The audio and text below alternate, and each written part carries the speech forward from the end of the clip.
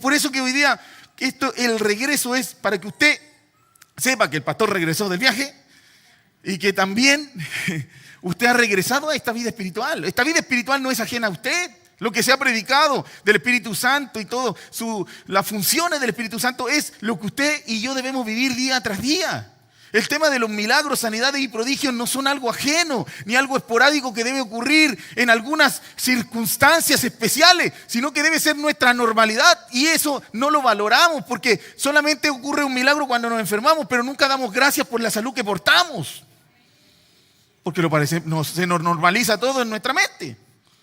Entonces, cuando alguien ora por nosotros y se sana, ¡ay, gracias Señor! Fue un milagro. Y tenemos 360 días de sanidad por los cuales nos damos gracias. Y eso sí que es una vida espiritual en la que usted y yo debemos vivir. Cuando nos falta algo y Dios nos soluciona, claro, gracias, un milagro. Nosotros lo decimos de esta forma: el Señor me dio una bendición.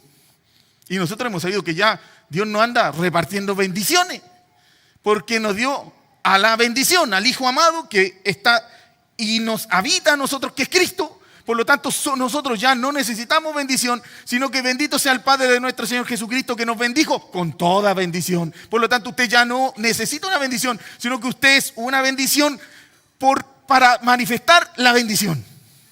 Amén. Y eso es una vida espiritual. No es una vida espiritual, no es que usted, y aquí nos ponemos todos y lloramos. Y eso que ocurra, porque es maravilloso. Es lindo llorar cuando uno adora al Señor. Es lindo, maravilloso. A mí me gusta, yo soy lloroncito y todo.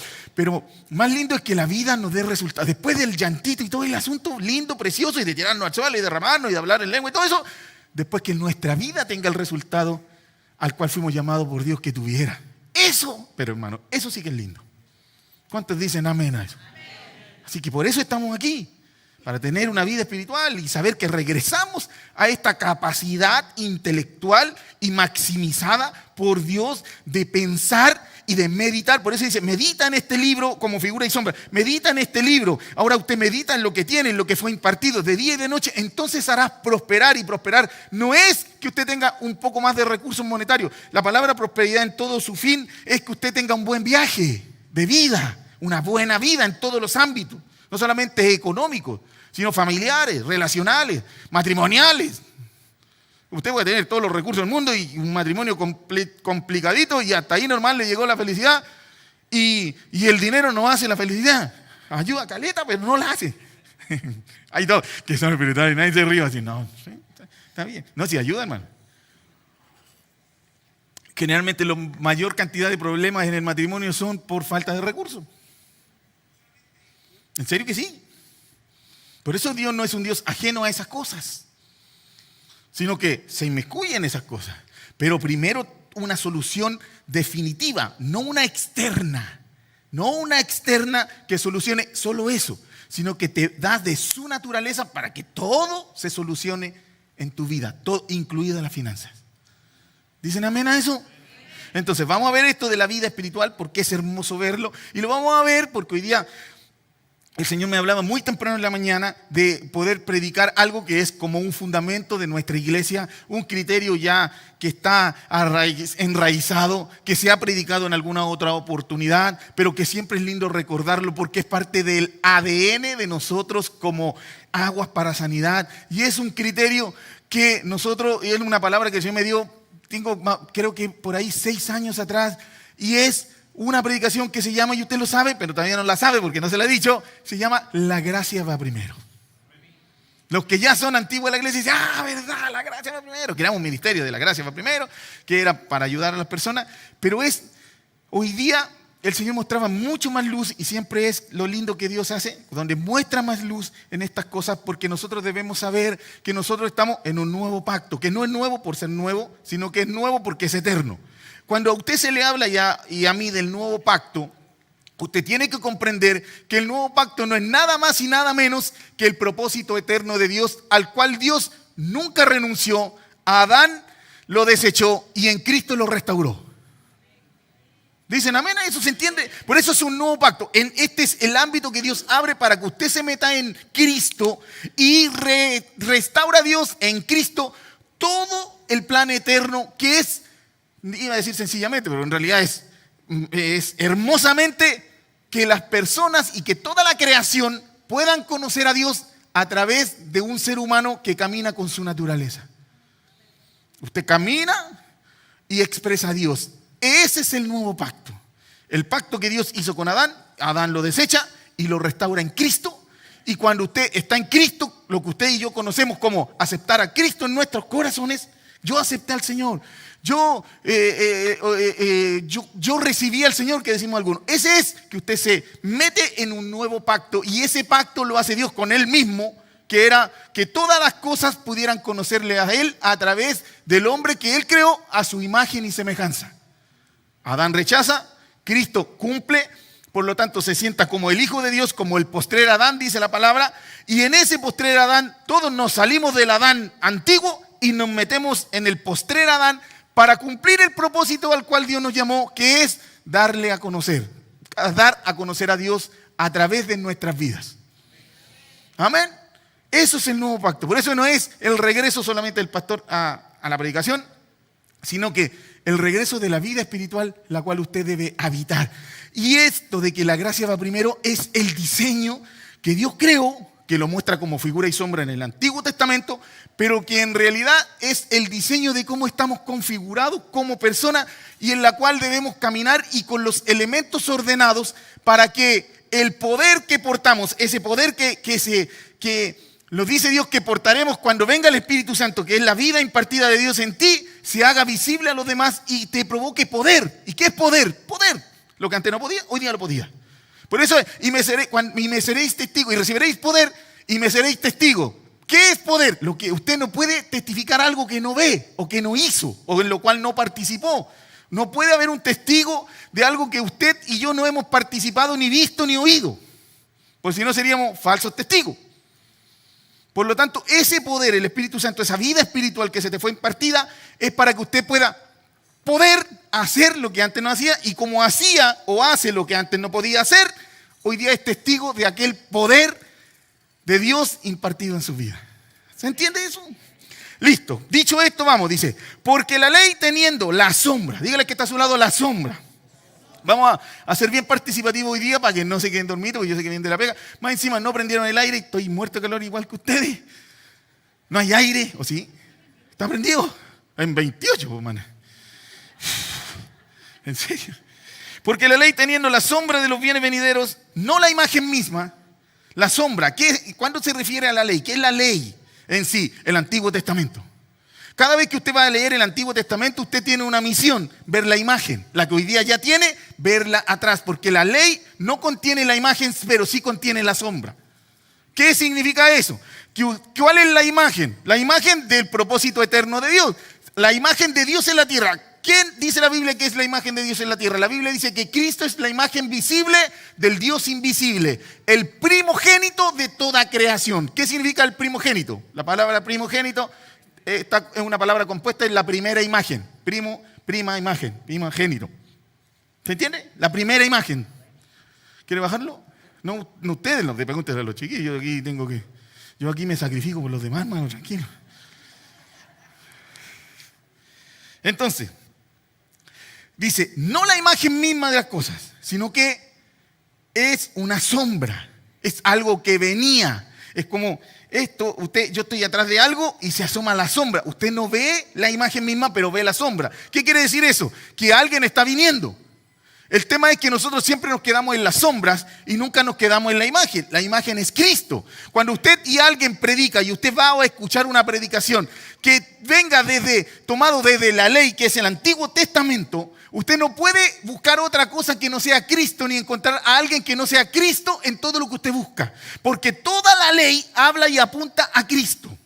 Toda la ley habla y apunta a Cristo. Dígale que está a su lado, toda la ley habla de Cristo. Todo el Antiguo Testamento está hablando de Cristo, profetizando de Cristo. La historia tiene que encontrar a Cristo. Usted encuentra en la salida de Egipto del pueblo de Israel, encuentra a Moisés como una figura y sombra del libertador que venía de la casa del rey y vino a libertar, a sacar de la cautividad al pueblo que estaba esclavo. Listo, ahí tiene a Cristo. Después se lo dije en alguna oportunidad. David iba a pelear una pelea que no era de él, llevaba quesito. ¿Quién lo envió? El Padre. Y después vence a un gigante que lo tenía amenazado de muerte. Y dice, venció sin espada al que tenía espada. Y después en el Nuevo Testamento dice, y venció con la muerte al que tenía la llave de la muerte. Es exactamente lo mismo, es figura y sombra. Figura y sombra. Entonces usted en el Antiguo Testamento no está buscando las 5 piedras de David, está buscando a Cristo. Es un error predicar cómo vencer al gigante. Porque usted ya no debe vencer a un gigante. Tengo que decirle esto yo a usted. Usted no anda matando gigantes. Porque el Señor lo exhibió públicamente. Y hay ¿se acuerdan de la palabra el Gólgota o la cabezota? Que significa el monte del Gólgota o la calaverota, que es donde se pone David la lanza de Goliat y la cabeza de Goliat para cuando quería tomar Jerusalén, que era Jebús en ese tiempo. Pero no voy a meter en eso porque es su historia. Lo que yo quiero impartir en usted es que usted debe saber que todo el Antiguo Testamento es figura y sombra, porque la ley, teniendo la sombra, lo dice el escritor a los hebreos, o Pablo, pero eso no es teológicamente correcto, pero es Pablo. Pero digamos que el escritor a los hebreos.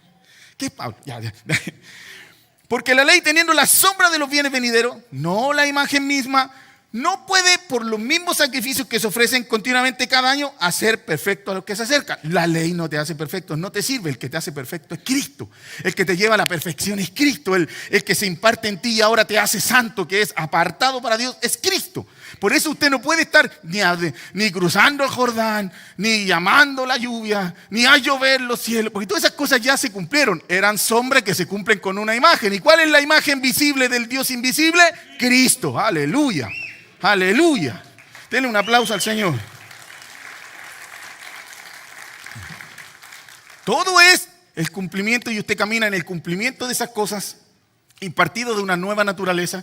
Sale de el Adán, el primer Adán, y se mete en el postrer Adán. ¿Para qué se mete en ese? Para que usted esté guardado, viviendo en un huerto del Edén, del cual salió. ¿Se recuerdan cuando Cristo tuvo que vencer? ¿Dónde fue la lucha con el enemigo? Que se repite, o sea, que no es que se repita, sino que se hace un paralelismo entre Adán en el huerto del Edén con una serpiente y Cristo en el desierto contra Satanás. Se hace un paralelismo.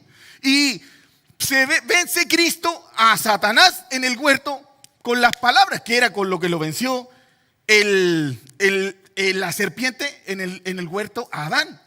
Si eres el Hijo de Dios, dice, y dice, seréis como Dios. Y le dice, sí que eres como Dios. Le está diciendo las mismas palabras.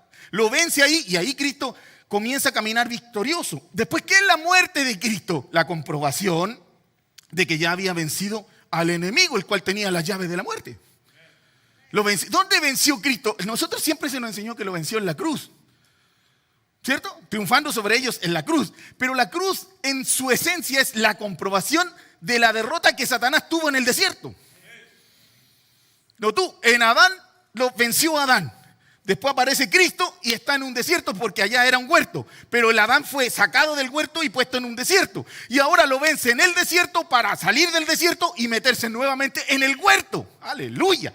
¿En cuál huerto? En el que produce para que usted viva en abundancia en todas las cosas. Si no escatimó a su propio Hijo, ¿cómo no nos va a poner de vuelta en el huerto con todas las cosas? Aleluya, aleluya. Por lo tanto, usted vive en un huerto. Pastor, estoy pasando por un desierto. Se salió de Cristo. Porque Cristo es su reposo. Es su huerto, es su tierra prometida. Una tierra en la cual fluye leche y miel. Ahí vive usted. ¿Dónde vive? ¿Cuál es su? Cuando diga su no, ya poner eso en realidad. ¿Dónde vive? Deme su dirección. En Cristo. Porque ahí vive usted. Hoy día fui a matricular a la Danielita y la señora que me atendió era cristiana. Entonces me dijo, voy a firmar. ¿Sabe qué firmó ella? Filipenses 4:13. Esa era su firma. Yo dije, yo estoy atrasado, hermano. Esa tiene que ser la mía, hermano. Todo lo puedo en Cristo que me fortalece. Y la teníamos la firma. Yo les comenté que todo lo lindo que me ocurrió esta mañana con el Señor. ¿Por qué nos ocurre eso? Porque vivimos una vida espiritual. Porque somos seres espirituales, llamados a vivir en la abundancia de Dios. Pero, ¿qué quiere decir esto? Que no tenemos que salirnos de Cristo.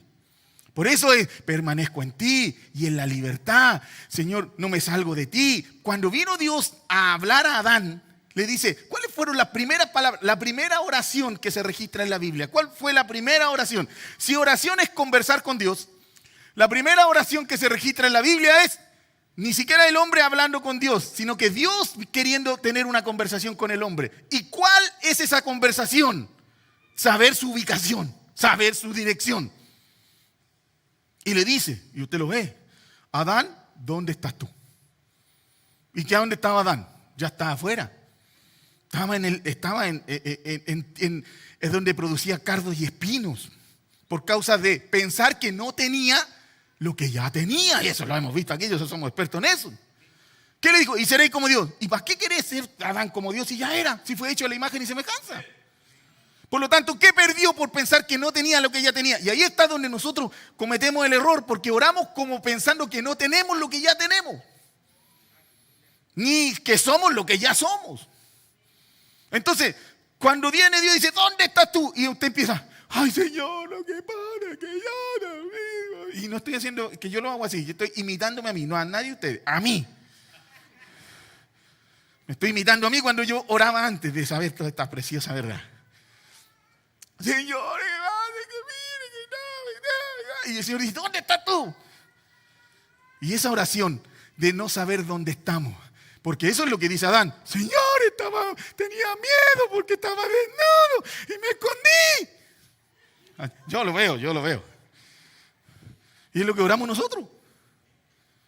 En vez de decir, no Señor, y aquí estoy yo, estoy en Cristo. Toda la abundancia, todo lo que tú me has dado, todo lo puedo en Cristo que me fortalece. Por tu llaga fuimos nosotros curados. Esa es nuestra oración en la mañana. En todo ámbito, porque ahí comprobamos que nuestra posición, que nuestras coordenadas son las correctas. Y ahí es donde, si Dios anda mandando algo del cielo, ¿por qué no nos llegan las cosas? Porque nuestras coordenadas, las que les transmitimos en oración, se las damos erradas. Porque al único que Dios le envía cosas, si es que se pudiera entender así, para entendimiento solo lo digo, es al Hijo. Si nosotros le damos las coordenadas en nuestra vida que estamos en el Hijo, ahí llegan las cosas. Si no, los paquetes llegan al lado. ¿No se dan cuenta que siempre las cosas le llegan al que está al lado? Nunca a nosotros. Porque damos las coordenadas incorrectas. Y todavía no empiezo con la prédica, hermano, porque está lindo esto. Porque es sombra y nosotros tenemos que no andar en la sombra, sino que andar en la imagen. En la imagen. Porque la ley, el Antiguo Testamento, es para mostrar a Cristo. Las Escrituras dan testimonio de mí, dice la Biblia. Entonces usted tiene que saber que dan testimonio del Hijo. Siempre tiene que, cuando usted va a leer el Antiguo Testamento, es lindo que lo lea y yo aconsejo que lo lea, pero tiene que tener un solo fin. Ni historia, ni película. Usted que vio, a nosotros nos encanta ver las películas. Yo andaba viendo Moisés. Moisés el otro día me vi el viernes, creo que fue viernes o sábado santo. Moisés. Y lo estaba viendo yo y de repente me acordé que hay que ver a Cristo. Y empecé a mirar a Cristo en la película, que estaba descontextualizada de la Biblia, igual muchísimo, pero en realidad empecé a ver a Cristo. Cómo el Señor se... Encima, no sé si alguien la vio, pero no recuerdo el actor. Pero era el Dios chiquitito que parecía Buda en la película. ¿Sí? Era un chiquitito, un niño peladito, que está escrito como budita, un budista chico. O sea, que aparecía como Dios. Entonces empecé a ver al Señor Jesucristo ahí, en la libertad, en todas las cosas. Y se me empezó a imaginar, y tengo esa prédica, pero hoy día correspondía a esto, así que no se la puedo hacer hoy día. ¿Ya? Amén. Entonces, hablando del lugar santísimo como figura y sombra, dígale que está a su lado, como figura y sombra. Si yo voy a leer el libro de los Hebreos, el libro de Hebreos es el libro del Nuevo Testamento el más explicativo de figuras y sombras. Siempre está asociando la sombra con la imagen, la sombra con la imagen, o sea, lo del Antiguo Testamento con la imagen de Cristo. Cada vez que usted lea el libro de los Hebreos hay una explicación. ¿Por qué le está explicando a los hebreos? Porque los hebreos eran los que más tenían sombra. Y no porque tenían un árbol grande, sino porque leían la Torá. Porque ahí estaba la sombra. Entonces a ellos era puntualmente, a los gentiles no tanto, no era difícil, era fácil explicarlo. Pero sacar que esas cosas enraizadas de lo antiguo y traer a las figuras, porque todo apuntaba, era un montón, decía, aquí, mira, era una foto, un negativo, y le mostraba la foto, aquí va a venir el Mesías y hará estas señales y hará estas cosas, y cuando vino el Mesías le decían, no, si hay que obedecer a la foto, hay que venerar la foto, hay que rendirle culto a la foto, y cuando vino el verdadero, el que se esperaba, igual que usted esté esperando, mire, vamos a decirlo para que se entienda en la actualidad. Usted, soltero, que quede claro, se metió a Tinder, encontró novia en Tinder. En Tinder se encuentra novia, ¿no? En Facebook, digamos, en Facebook. No sé, porque me voy a meter en algo que no cacho. Se metió y encontró novia. Y ve la foto usted. La foto, rullecita de ojo verde, gloria al Señor. Y linda la foto, y de repente... Y la foto, y usted dice, aquí, y se la anda mostrando a tu amigo, esta es la foto, mira, la polola que me encontré, ahí está la foto, y de repente dice, se va a juntar con la polola, y viene la polola, y es la misma de la foto, hermano, porque no voy a decir algo malo, la misma de la foto. Y la niña le dice, aquí estoy, y usted, no, estoy tan enamorado de la foto, sigo enamorado, y la niña al lado pegándole, para, oye, ya llegué, así me caso, aquí estoy, vamos a comer algo, completito, alguna cosita. Y él, con la foto ahí, ay, que estoy enamorado de la foto, qué linda la foto. Eso le pasó al pueblo de Israel. Tenían la foto de Cristo y veneraban la foto de Cristo y esperaban el Mesías. Y llegó el Mesías, le hizo todas las señales, les cumplió todas las cosas y lo mataron. Y después te viene la niña, está la foto y la niña, ándate para allá, no te pegas, llévense la presa, mátenla. Y en vez de quedarse con la figura, se quedó con la foto. Así mismo, hermano, literal. Y ahí nosotros, ¿sabe qué pasa en este tiempo? Que nos seguimos quedando con fotos y no arribamos a la verdad de Cristo. Entonces, en ese diseño tenemos que vivir y comprender que todas las cosas fueron una figura y sombra y que ahora está Cristo presente. Y más encima no está presente externo, sino que habita tu vida en la impartición del Espíritu que tú portas, que es la vida de Dios que proviene de Cristo. Por eso es que usted debe caminar en esta verdad preciosa, dice, la cual tenía un incenciario de oro, hablando del lugar santísimo como figura y sombra, y el arca del pacto cubierta de oro por todas partes, en la que estaba una urna de oro que contenía el maná, dígale que está a su lado, el maná, la vara de Aarón, que reverdeció, y las tablas del pacto. Esto era una arca del pacto, ¿se acuerdan la de Indiana Jones? Esa que está ahí, la que está atrás, que tenía 3 elementos, como figura y sombra de la composición de un ser espiritual, como figura y sombra de la impartición de la vida de Dios. Dios tiene esos elementos dentro de él. ¿Cuántos saben que Dios tiene? Es que todavía no defino los elementos, pero los voy a definir. La vara de Aarón, o la gracia, o el maná, que es la gracia. El maná es la gracia. ¿Usted sabe que la palabra maná no es en definición un nombre de algo, sino que una exclamación del pueblo? Cuando viene cayendo el pan, ¿cuántos saben que hay un maná que cayó del cielo? No tengo el versículo, hay un maná. Que el pueblo de Israel sale del desierto y cae un maná del cielo. Al caer ese maná era un pancito que caía y que comían todos los días. Ese maná, cuando caía del cielo, el pueblo de Israel clamaba. ¿Qué decía? Maná. No, maná, no, maná. Maná. Y esa exclamación en hebreo significaba, ¿por qué me vino esto? No trabajé por él. Gracias, Señor. O gloria al Señor. No me lo merecía. Eso era lo que significaba esa exclamación. No, por lo tanto, es una comparación literal con lo que significa la gracia en tu vida. ¿Qué es la gracia? Un regalo no merecido, algo que tú no mereciste. Estaba la vara de Aarón que reverdeció. Esa vara de Aarón viene y está explicado, pero es autoridad. Y la ley, que es el cuidado de Dios a través de sus consejos. Y en el antiguo pacto, el convencimiento de que el hombre no podría vivir, o el convencimiento de que el hombre estaba en una naturaleza errada. Y eso es lo que Dios tiene dentro de sí, esa es la composición de Dios. El maná como algo que, ¿cuántos saben que usted y yo, sobre todo yo, no nos merecemos el amor de Dios? No están tan como así, no, yo me lo merezco, es súper bueno. No, yo filete, pastor, usted no sabe. El niño que me limpió el vidrio, 500 le di. Alguien estaba pidiendo ahí, luca y media le pasé. Y todo lo malo que hace lo borra, porque nosotros pensamos que es compensatorio el asunto. Me porto mal, doy luquita y media. Es como pagando el mal que hice. Y no es así. Nosotros no nos merecemos el amor de Dios. Por naturaleza pecamos y erramos y hacemos daño a las personas que nos rodean. ¿Dicen amén a eso o son todos? Yo soy el único que hago eso. Sino que nos merecemos, y eso es lo que Dios nos da, la gracia, el amor de Dios inmerecido. El amor de Dios inmerecido. Usted no se merece que Dios lo ame, pero Dios lo ama. Porque es su gracia. De tal manera amó Dios al mundo. Y Dios, ¿cuántos saben que Dios tiene autoridad? ¿Cuántos saben que Dios podría, más poder que Thanos, que podría chispear los dedos y hacer desaparecer a todo el universo? Porque Dios es todopoderoso. Por lo tanto, el tema de esto es que la gracia va primero. Por eso es que Dios no nos hace desaparecer a nosotros. Porque el amor sujeta a la autoridad. Porque el amor está por encima de la autoridad.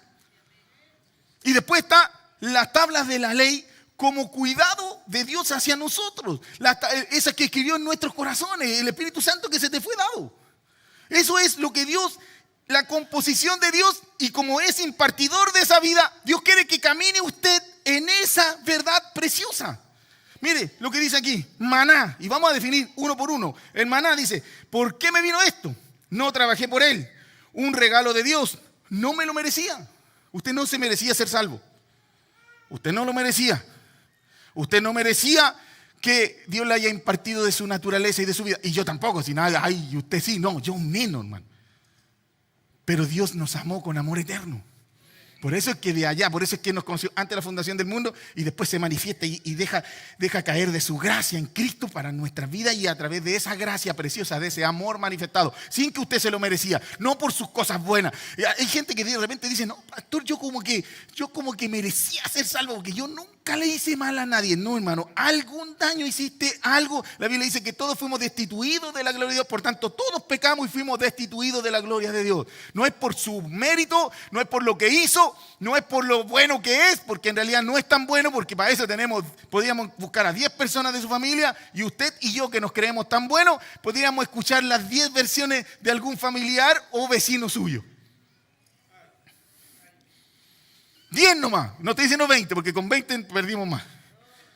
Con 10 que tengamos de 10 testigos para ver si el hombre que dice que es tan bueno es realmente tan bueno. Entre ellos podrían poner a su señora, sus hijitos, su vecino, sus hermanos y su mamita y su papito.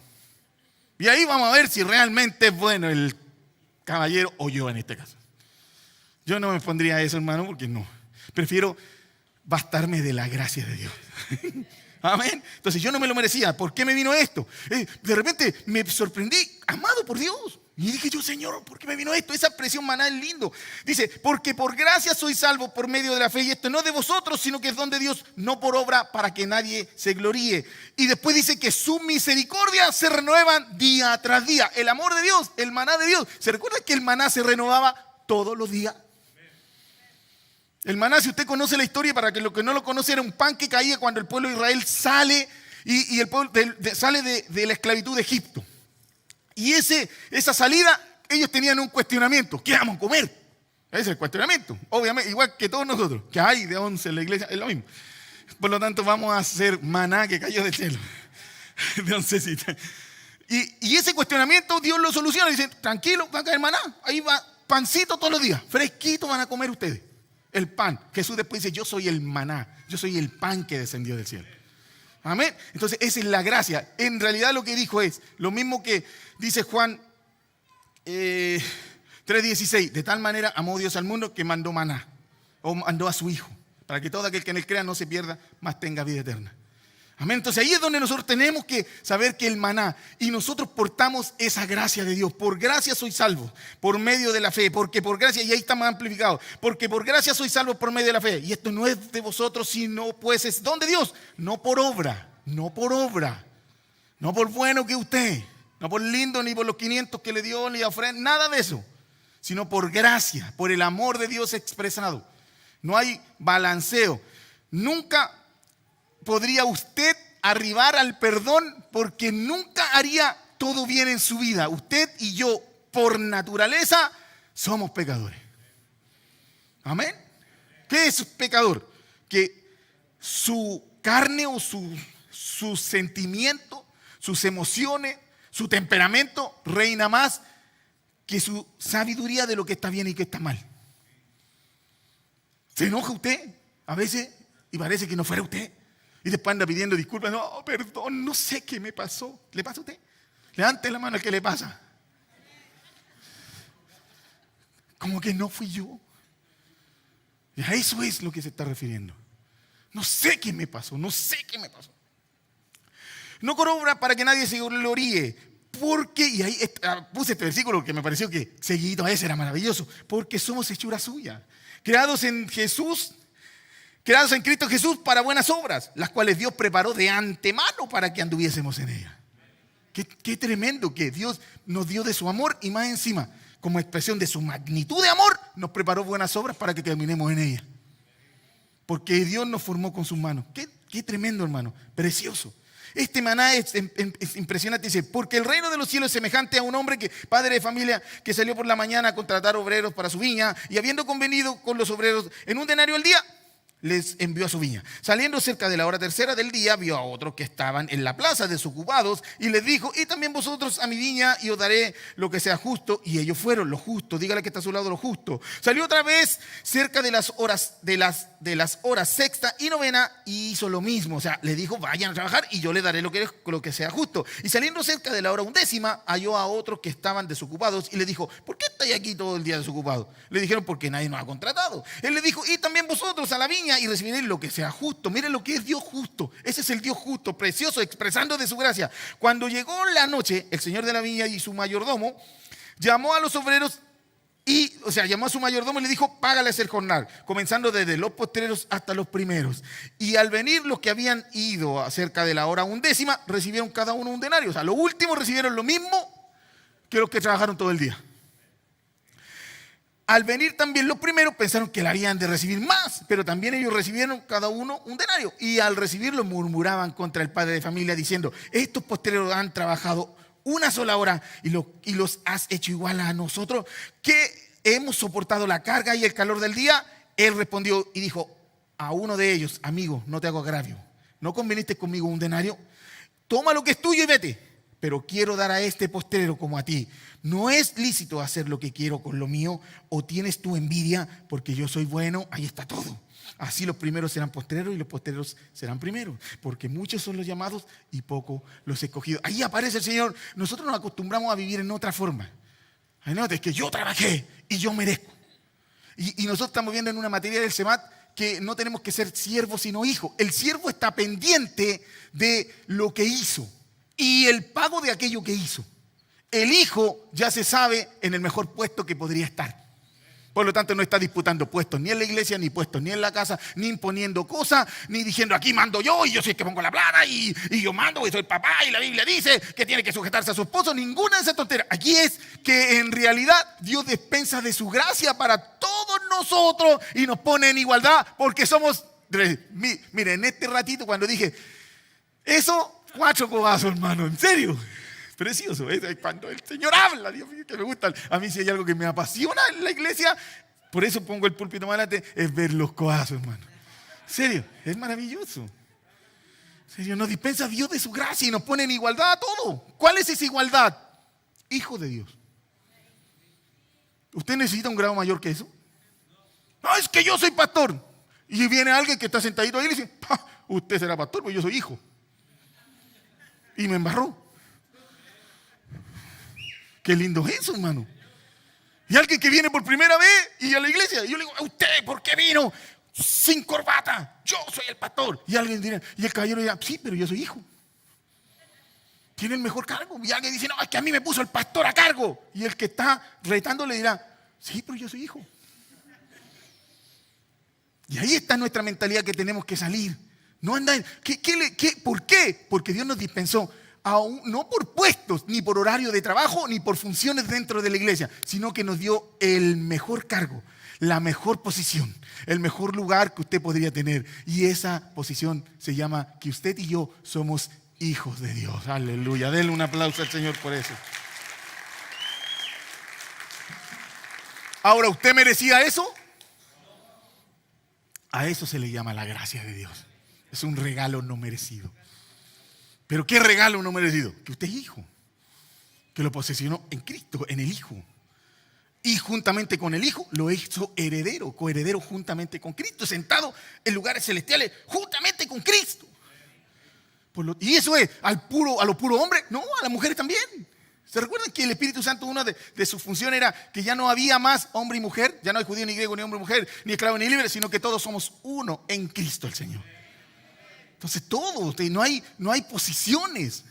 No hay alguien, es que yo vengo. Usted no sabe cuántos años yo soy cristiano y usted que lleva 2 semanas. Sí, el problema es que los dos son hijos, la misma herencia, la misma posición y la misma dispensación de la gracia y del amor de Dios para la vida de ellos. Por lo tanto, no hay disputa. Por eso dice, nosotros tenemos que ver a todos como superiores a nosotros mismos.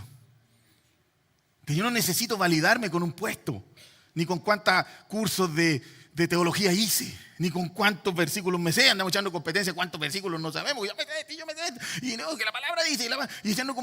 Eso no es por versículo, ni es por conocimiento. Esto es por expresión de vida. ¿Y qué vida usted expresa? La de Cristo, porque usted y yo somos hijos de Dios. Aleluya. Entonces usted ya sabe que la gracia va primero. ¿Qué va primero? Su posición de hijo, su amor, el amor que Dios le expresó. Por lo tanto, usted no tiene que estar discutiendo por cosas, sino que usted está expresando la naturaleza que porta. Y dígale al que está a su lado, la gracia va primero. ¿Qué nos queda ahora? La vara de Aarón. ¿Qué representa la vara de Aarón? Y lo vamos a leer. Aconteció que el día siguiente vino Moisés al tabernáculo del testimonio y aquí la vara de Aarón de la casa de Leví había reverdecido y echado flores y arrojado renuevos y producido almendra. Entonces sacó Moisés todas las varas de delante de Jehová a todos los hijos de Israel y ellos vieron y tomaron cada uno su vara. Este versículo contextualizado, ¿qué es? Habían unos que no habían entendido que la gracia va primero y que tenían la mejor posición que podían tener, que era ser el pueblo escogido por Dios. En ese caso, en esa época, como figura y sombra de que hoy día usted es hijo de Dios, de la familia de Dios. Entonces dijeron, no, ¿y por qué manda Moisés? ¿Y por qué el pastor predica? Y yo no. Eso dijeron ellos. No dijeron el pastor predica, sino que ¿por qué Moisés es el que manda? ¿Y por qué Aarón? Entonces vamos a ver, ¿y por qué Dios no nos ocupa a nosotros? Entonces Dios le dice, mire, para que no se haga problema, usted pesque las varitas de cada uno y vamos a ver, porque por mucho que son el pueblo de Dios, todo tiene que haber alguien que esté al mando y eso no significa que mande más o que sea superior. Sí, decía el Señor ahí, que yo le hable a Él. Porque a través de Él vamos a dar direcciones a mi pueblo. ¿Me entiendes? Y entonces pescan las varitas de todas las tribus del pueblo de Israel, las meten al tabernáculo y esperan al otro día. Y al otro día Dios había manifestado quién era el que de alguna forma iba a bajar diseño Dios con él. O le iba a dar el mando a él, en el sentido de dirección, no de superioridad, sino de dirección. ¿Se entiende? Porque a nosotros nos dice autoridad y en realidad inmediatamente pensamos que el que manda, no es el que manda, es el que lleva una dirección y los demás nos sometemos a aquella autoridad solamente cuando tiene un diseño de Dios. ¿Se entiende eso? Entonces, esa vara representaba autoridad. Esa autoridad debe ir siempre sujeta a la gracia. La Biblia nos enseña que Moisés, en esta representación, Aarón y Moisés, que eran uno juntito, era el hombre más manso de la tierra. Era súper manso. No menso, manso. Manso, no peleaba con nadie. La hermana y se pusieron a pelarlo y dice, no, es que mujer cusita, ¿se acuerdan de la película de mujer cusita? Y él dijo que no tenían que mujer extranjera, no tenían que venir con una mujer extranjera y se trajo mujer extranjera. Y la hermana se pone a pelarlo y dice, pero ¿cómo ahora este nos manda algo y después aparece haciendo lo contrario? O sea, falla. Y cuando ella empieza a hablar, le da lepra. Y en vez de Moisés enojarse con ella, le dice, Señor, quítale la lepra. Eso es, la gracia va primero. Tenía Moisés, dice, sí, Señor, manda velando. Que se vaya, que se muera con lepra. No es así. No es porque te hizo algo, es porque la gracia va primero. ¿Hay autoridad para hacer cosas? Claro que hay autoridad. Nosotros nos paramos, hermano, y eso fue mal enseñado porque no está el diseño de Dios. Nosotros tenemos que comprender que la gracia, la autoridad, sin tener sujeción a la gracia, no es autoridad. En la casa hacemos lo mismo. Queremos mandar a nuestros hijos, a nuestra esposa, a los vecinos y todo porque yo soy autoridad. Quiero decirle que si usted es solo autoridad, no está bajo un diseño de Dios, porque la gracia va primero. Podría ser una supuesta autoridad hasta que usted no esté. Usted va a decir, yo soy el papá de la casa. Y cuando usted tiene una autoridad sin gracia, los hijos le van a hacer caso. Claro, porque si no los casca. Pero hasta que usted esté. El día que usted sale a dar una vuelta y queda la embarra en la casa. Y se arrancan para allá, y se arrancan para acá, y se arrancó para allá, se arrancó para la fiesta, volvió. ¿Por qué? ¿Por qué pasa eso? ¿Por qué pasa eso? Porque esa supuesta autoridad no está fundamentada en la gracia. Porque si está fundamentado en el amor, los hijos, ¿qué dirían? Le voy a fallar a mi papá. Y ya la autoridad no pasa a ser un tema de autoritarismo, sino que pasa a ser un tema de amor al papá por lo bueno que es, porque su fundamento es el amor. Entonces ya no se quiere arrancar, ya no quiere desobedecer, pero no porque el papá le va a pegar, sino porque el papá lo ama demasiado para fallarle. Por eso es que la gracia va primero. Usted cuando su papá lo ama, eso es lo que ocurre con los hijos, bien portaditos, bien lindos. No quieren fallarle al papá. ¿Por qué? Porque el papá tiene un fundamento que es nuestro fundamento como iglesia. La gracia va primero, el amor va primero, la preocupación va primero. No los recursos van primero, no. Y yo mando porque pongo la plata y le compro un par de zapatillas y siento que soy el mejor papá del mundo. No, para ser un mejor papá, tú tienes que entregar como Dios el amor primero, no la autoridad. Porque si fuera para autoridad y todo lo que le fallamos a Dios, Dios ya no hubiera eliminado, por lo menos a mí. No sé ustedes son más filetes que yo, pero a mí ya me hubiera eliminado hace como 44 años atrás y tengo 45. En serio, hermano. Pero como su autoridad está basada y fundamentada en la gracia, en el amor, siempre va primero. Y así debemos vivir nuestra vida. Usted quiere echar fuera demonios y provocar un milagro y que produzca fruto algo, y a otros más osados se paran a detener huracanes y declaramos en el nombre. Si no tiene gracia, olvídese de huracán por encima de la casa y por todo y queda la embarrada. Porque si ven su fundamento en la gracia, usted párese con gracia. Por eso es que Cristo, ¿de qué estaba lleno Cristo? Cuando dice, vimos su gloria. ¿Y cómo? ¿Y qué tenía la gloria de Cristo? Estaba lleno de gracia. Era un cuerpo lleno de gracia. O sea, la verdad es la expresión externa. La gracia es todo lo interior que Cristo tenía. Por eso después se paraba la tormenta y vimos la gracia en él y la tormenta inmediatamente. Y después decía, ¿quién es este que hasta los vientos y el mar le obedecen? Claro, si estaba lleno de gracia. Su fundamento era la gracia, el amor expresado. Si ya tenía todo el amor con una conciencia de que iba a entregar su vida por todos nosotros hasta hoy día y hasta esta generación y que sabe cuántas más. Entonces nosotros no podemos ir con autoridad y decirle a nuestros hijos, a nuestra familia, a nuestro esposo y mandar la mujer al esposo y el esposo a la esposa o nosotros como padres a nuestros hijos. Si no hay gracia no se sujetarán. Usted tendrá hijos sometidos, pero nunca sujetos.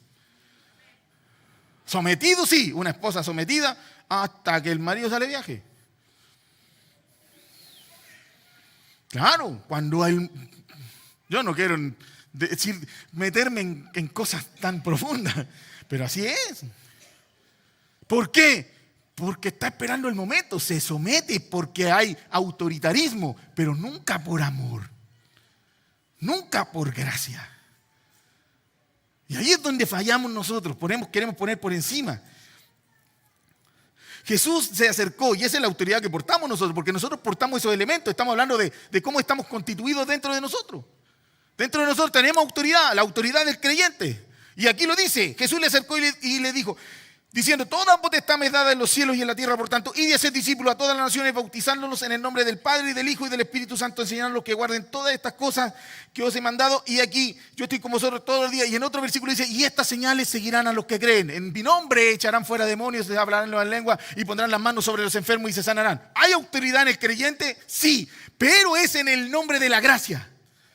Sujeto al nombre que es por sobre todo nombre, porque es una expresión magnificada del amor de Dios a nosotros los hijos de Dios.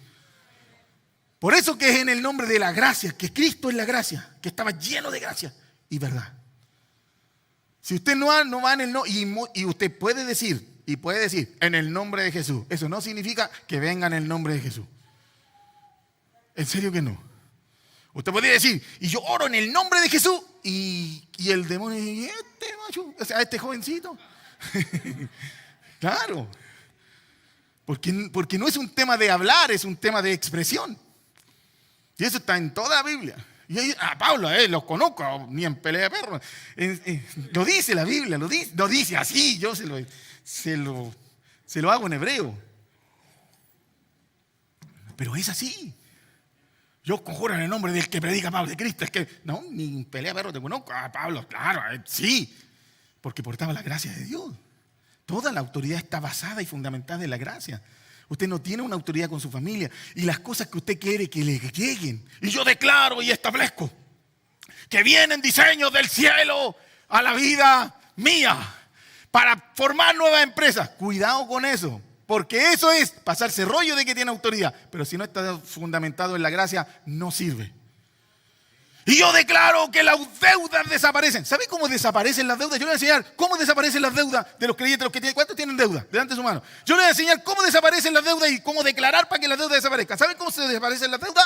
Pagándolas. Más fácil, hermano.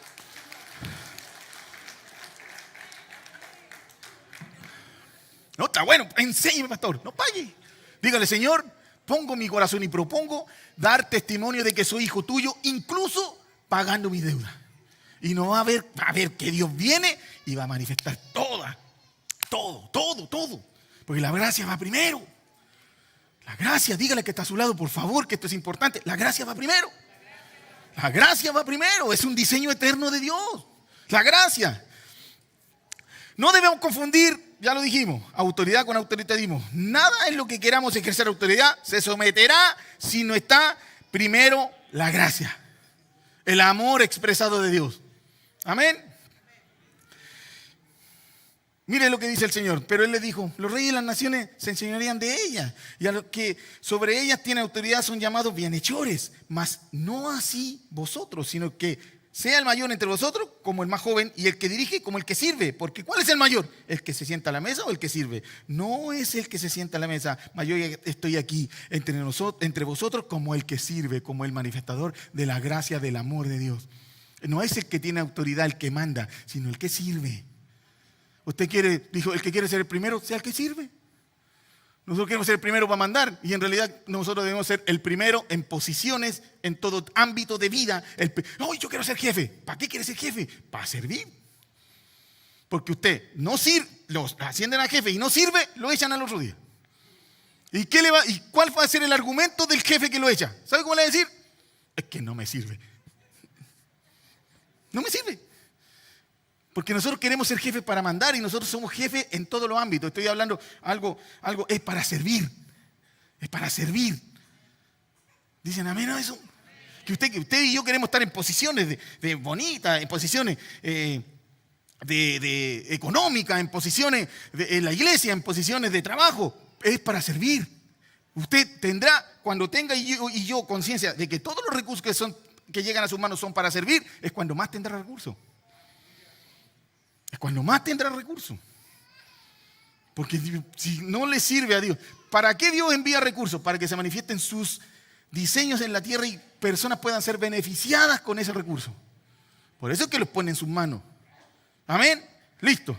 Y la ley, para cuidado, no para condenación. Este es el pacto que haré con ellos después de aquellos días. En aquellos días, ¿cuáles son aquellos días? La figura que se apareció en usted, que lo porta usted. La figura Cristo. Ese es el día, no en aquellos días, sino lo está diciendo, está haciendo una alusión a una profecía que se cumplía en Cristo. Dice, este es el pacto que haré con ellos después de aquellos días, dice el Señor. Pondré mis leyes en sus corazones y en sus mentes las escribiré. Añade, y nunca más me acordaré de sus pecados y sus transgresiones. Así vive usted. La ley no es para condenación. Nosotros usamos la ley, la palabra, para condenar a las personas. Andamos poniendo versículos bíblicos en nuestro hijo. Versículos bíblicos. No, porque la Biblia dice. ¿Lo ha escuchado? La abuelita de antes. La Biblia dice. Usted te equivoca. Y la Biblia dice. Y la Biblia dice. Y tiene autoridad la Biblia. Y tiene autoridad. Y nos sirve para corrección. Y nos sirve para corrección. Pero si no se fundamenta en la gracia, toda esa corrección será ¿cómo decirlo? Un piedrazo en la cabeza de alguien, del que usted quiera. Hijo, esposa. Ni que nosotros a la esposa le andamos poniendo versículos bíblicos. A la esposa, a la hijo, versículo bíblico. No es que la palabra dice. La palabra dice. La palabra dice. Y si la palabra dice. El tema es que la letra mata, más el espíritu vivifica. Entonces, si no está fundamentado en la gracia, no sirve. Será un latazo en la cabeza para las personas. Usted le predicará a alguien y si su fundamento no es la gracia de Dios, le va a predicar con versículos. Por eso, y dice el Apocalipsis, y vendrá el Señor y todos se van al infierno. Claro, todo, mire, cuando usted habla sin gracia, sin la gracia de por medio como fundamento, usted va a empezar a hablar de la venida de Cristo como algo malo y la gente se va a hacer un lado. Nadie quiere escuchar que se va a ir al infierno, hermano. Y lo que más se predica en la iglesia es del infierno. Y viene el Señor, y va a aparecer un caballo blanco y con alas. Y sí, está escrito, si yo sé que está escrito, está maravilloso, pero en la gracia, el Señor no quiere que nadie se pierda, sino que todos procedan al arrepentimiento, porque el negocio de Dios no está en mandar gente al infierno, sino en que todos se salven. Por eso envió a Cristo. Por eso nosotros no vamos con la Biblia a pegarle a la gente. No, Biblia, y ahí dice, no, porque el Señor, porque te va a ir al infierno. No. Nosotros predicamos del amor de Dios. Usted está sentado aquí porque Dios lo ama, porque se impartió en usted y Él quiere que usted le manifieste. Y en esa manifestación, todo lo que usted anhela como sueño y que tiene en su corazón, se hará una verdad disfrutable para su vida. Esa es la predicación. Aleluya. Esa es la predicación. ¿Sabe por qué esa es la predicación? Porque la gracia va primero. Levante su mano al cielo y diga, la gracia va primero. Vamos, Richito. O el Dieguito. ¿Dónde está ahí? Porque se nos hizo tarde. Hijitos preciosos, la gracia va primero. Toda esta explicación es para decirle una pura cosa. Usted sí porta autoridad. Porque toda autoridad se le da a Cristo. En los cielos y en la tierra. Y debajo de la tierra. Toda autoridad. El tema es que sin la gracia, la autoridad pasa a ser autoritarismo. Y yo nunca vi a Cristo decir, ahora yo soy el Señor y yo soy el Cristo y todos se sujetan y yo mando. Nunca. Usted revise la Biblia. Nunca. Era su gracia expresada y por su gracia como expresión de vida, todos querían ser sus discípulos. Todos querían escuchar su mensaje. Todos querían buscar algo de Él. Todos querían escuchar. Todos lo proclamaron y decían, Hosana, sálvanos Señor, sálvanos Señor. Todos lo reconocían. Después, como un plan de Dios y para comprobación de lo que Él venció en ese desierto, Él entrega su vida. Y Él dice, no, toma mi vida, yo la pongo. Porque la gracia va primero. Yo la pongo. Me doy de gracia. En un versículo dice, mire, cuando hay una primera capa de gracia, ¿te acuerdas, Jenny? Y usted levanta esa capa, ¿y qué encuentra abajo? Gracia, porque es gracia sobre gracia. Aleluya.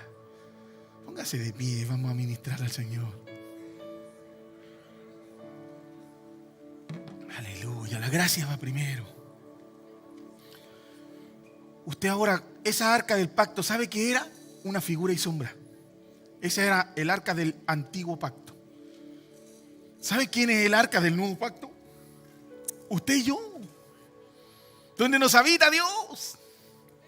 Y esa arca del pacto donde nos habita Dios, que somos nosotros, tiene 3 elementos dentro de usted. El maná, la vara de Aarón y las tablas de la ley. Que son un paralelismo de la vida que usted porta, que es la gracia, la autoridad y los mandamientos de Dios como el Espíritu Santo, convenciéndolo de pecado, de justicia y de juicio. Pero tiene un orden, hermano, y está escrito en el libro de Hebreos. Tenía el maná como la gracia, la vara de Aarón que reverdeció y las tablas de la ley. Por lo tanto, hermanos preciosos y amados, dígale al que está a su lado, grítelo al cielo, la gracia va primero. La gracia va primero. La gracia, el amor va primero. Dice, y pueden hablar lengua y mover los montes y todo, y traer los montes de un lado al otro. Pero si no tiene amor, de nada les sirve. Porque la gracia va primero. Aleluya.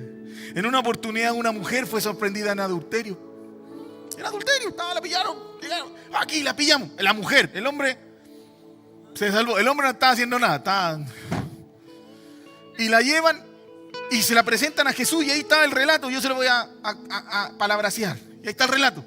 Y dice, Señor, hemos encontrado a esta mujer en el acto mismo del adulterio. Y la ley de Moisés nos manda a que tenemos que apiedrarla. Y el Señor está ahí.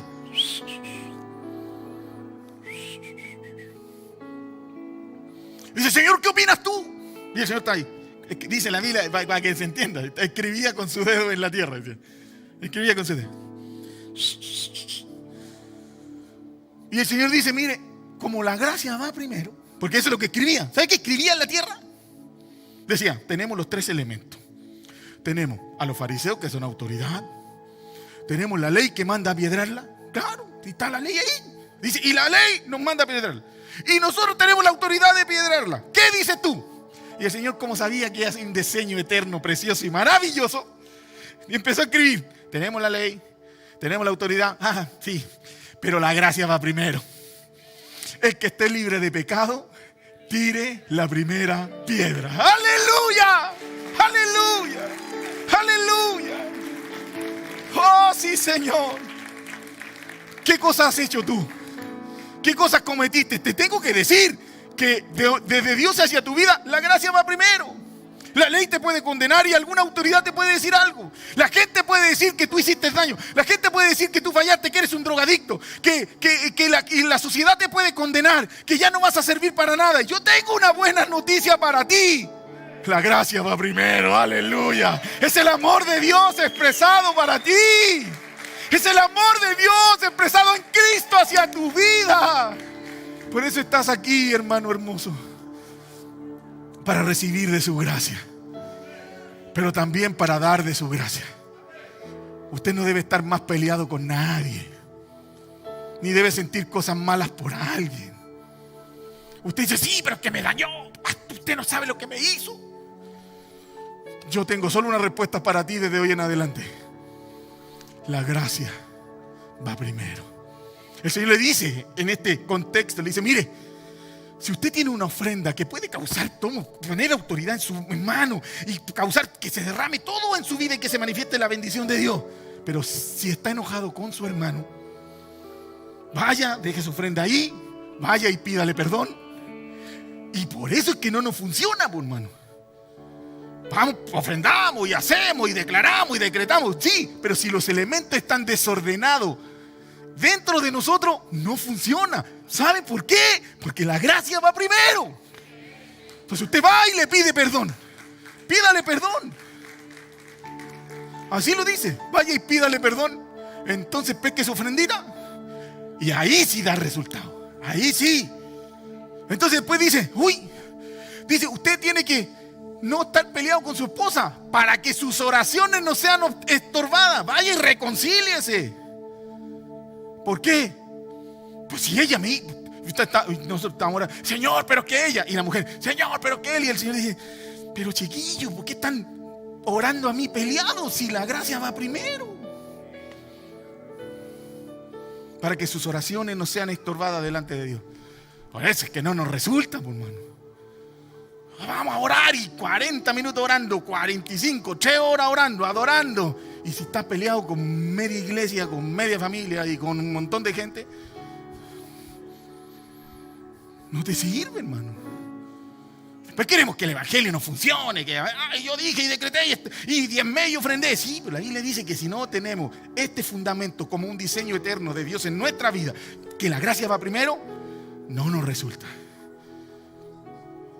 Acérquese, usted hoy día, mañana dice usted, estoy peleado con mi abuela, con mi tío, haga la lista, y si es grande no importa, si hágala, si es que así tiene que ser. Mi abuela, mi tío, peleé con mi hermano, peleé con el niño, con el marido, Señor, pero la gracia va primero, así que voy a ir, voy a estar y voy a ir por uno, pero que ellos te dañaron, La Biblia dice que si hay alguien, ni siquiera que te da, si hay alguien que está enojado contigo, o sea, ni siquiera tú estás enojado con él, si él está enojado contigo, es que yo no le hice nada, no importa, porque la gracia va primero.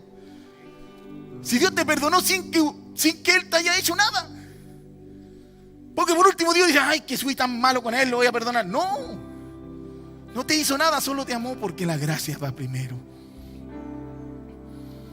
El Señor Jesucristo colgado en una cruz. Ahí está el relato. Pasó la gente. Pasaba, dice, y los que pasaban le injuriaban, meneando la cabeza y diciendo, así, tú que derribas el templo y en 3 días lo reedificas, sálvate a ti mismo. Si eres hijo de Dios, desciende de la cruz.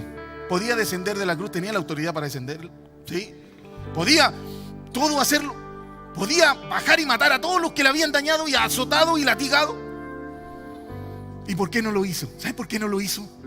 Porque por diseño, hermanos preciosos y hermosos, la gracia va primero. Y el Señor dice, como la gracia va primero, perdónalo, Señor, porque no saben lo que hacen. Porque la gracia va primero, preciosos.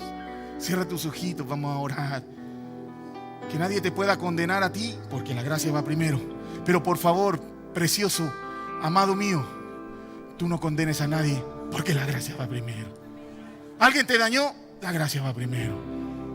Si tú dañaste a alguien, siéntete libre, porque la gracia va primero. Pero si alguien te dañó, ve y pide perdón, porque la gracia va primero. ¿Quieres que el evangelio te funcione? Ahí está el diseño. ¿Quieres que tu vida sea transformada y se manifieste la bendición que ya aporta, porque fuimos bendecidos desde antes de la fundación del mundo? Hermano, por diseño, la gracia va primero. El amor de Dios, amarás al Señor tu Dios y a tu prójimo. ¿Sabes por qué amarás al Señor tu Dios? Porque Dios te amó primero. Porque le amamos, porque Él nos amó primero. Nos dispensó de su gracia para que nosotros dispensemos de aquella gracia. Ve y pide perdón. ¿Cuál es el problema? Manifiesta la naturaleza. Acércate a las personas con las cuales tuviste alguna dificultad, alguna rencilla, independiente de la que sea. Pasaste por algo complicado, perdona. La gracia va primero. ¿Quiere vivir en libertad en su vida? Perdone. Por eso el Señor le decía, como la gracia va primero, usted ore por sus enemigos, no maldiga al que lo maldice, usted bendígalo. Y a su enemigo, usted ore por él. Todo es el diseño. La gracia va primero. Levanta tus manos al cielo. Y en eso empieza a recordar cosas que Dios va a traer, que el Espíritu Santo está trayendo, que hay que sacar de nuestro corazón. Porque sí, ¿cuántos quieren caminar en esa bendición que ya aportan? Que esa bendición se haga tangible y que se haga una realidad en tu vida. ¿Cuántos quieren caminar en eso? Entonces la gracia va primero, hermano. Comienza a pensar en cosas que has hecho, que dañaron a alguien. Y si alguien te dañó a ti y estás enojado con él, la gracia va primero. Y si tú te sientes culpable porque dañaste a alguien, la gracia va primero. En todo como diseño, la gracia va primero. Usted quiere decretar y establecer en su vida que le va a ir bien y bajar diseño de diferentes cosas, la gracia va primero. Pero leer Biblia para que la Biblia y como palabra le dé resultado y pone el versículo bíblico en la pared, sin la gracia serán cuadros pegados que no tienen ningún poder. Con la gracia será la palabra poderosa que es espíritu y es vida para nuestra vida, para que cambie todo a nuestro alrededor y seamos disfrutadores de todo lo que Dios nos ha dado. Levanta tus manitos al cielo y sigue adorando. Adora y dile, Señor, sí, Señor, hoy día lo comprendo todo, Señor. La gracia va primero. Ese es tu diseño, esa es tu vida espiritual. En lo que tú debes caminar y en lo que tú y yo debemos andar. La gracia, el amor de Dios que te dio a ti y que tú, porque por gracia recibiste y por gracia damos. En esa verdad caminamos como un diseño precioso de Dios y todas las cosas que Dios ha dicho que nos debe suceder comenzarán a ocurrir en nuestra vida y seremos personas que disfrutan de este evangelio glorioso y no que sufren un evangelio que no resulta. Aleluya. Adora al Señor, adora al Señor. Vamos, hijo, vamos. Adora. Aleluya. Sí, Señor. Comienza a adorar, a expresar. Aleluya.